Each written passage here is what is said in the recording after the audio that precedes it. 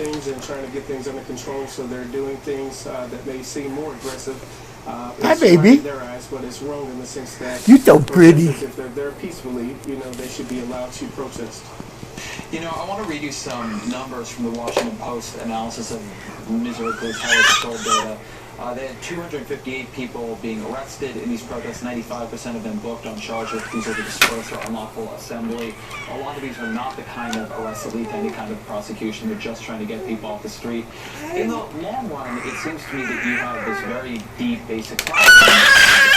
Very bad relationship between the community and the force that is supposed to protect it. And it doesn't seem to me that these kinds of tactics What? are Who are you fighting with? to make that long-run problem worse.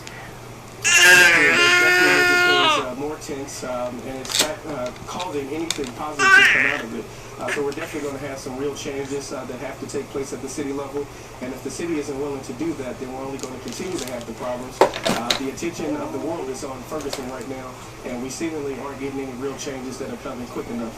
Well, to your point about changes at the city level, there was a report a number of weeks ago that more than 3,000 folks in Ferguson had registered to vote since the initial round of protests. That then turned out to be untrue. It was, in fact, only 128 people.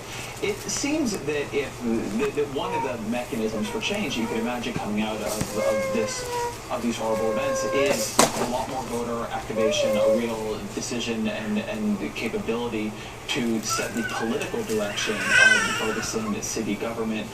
Why do you think that hasn't manifested to the degree people thought it was or it might? Simply because a lot of the people in Ferguson were already registered. So from an outsider's point of view, you would think that people aren't registered to have, a city council Morgan. to represent the community. Morgan. But the What are you reality doing? is that a lot of those individuals were already registered, and we're actually going to be pushing forward. I just got off the phone. You with eating the that bib? earlier, and they haven't seen enough change coming from the city council. She's been up. And they are actually ready to push the recall button. So the recall efforts will start next week, but it's all about getting people to the polls. Having everyone registered and not having the people actually go to the polls wouldn't do anything. So the fact that we do have so many people registered is just a matter of directing that energy towards the recall efforts. She loves that book. Recall in Ferguson work. Essentially, it takes 15% of the registered voters from the last election. So that's roughly 750 people per ward.